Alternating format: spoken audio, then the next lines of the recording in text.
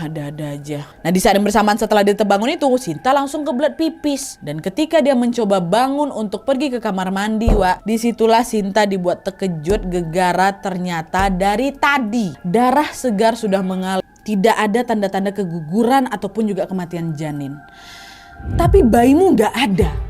Bayimu yang mamanya Mita.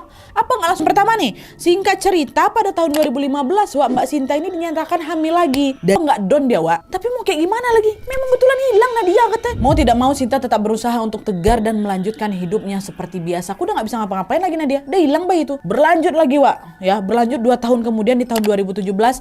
Mbak Sinta, bayinya ada di dalam kandungan, Mbak Sinta merasa perutnya juga masih besar gitu kan. Tapi anehnya ketika sudah masuk HPL, ternyata Sinta belum juga merasakan tanda-tanda mau melahirkan. Wah, udah 9 bulan nih, udah masuk HPL nih. Sinta baru merasakan mules-mules sudah mau melahirkan, Wak.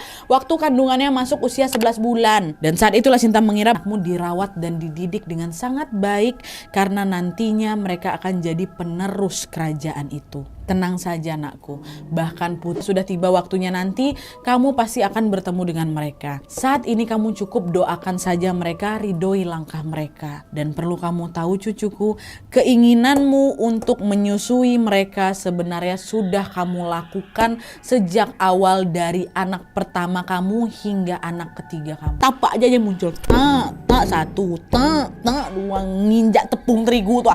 Ih, merinding. Dan gak sampai di situ aja, Wak. Beberapa saat kemudian waktu orang pada tercengok, ada tapak. Ternyata kemudian salah satu dari mereka yang datang yang gak nampak ini langsung mamanya Sinta.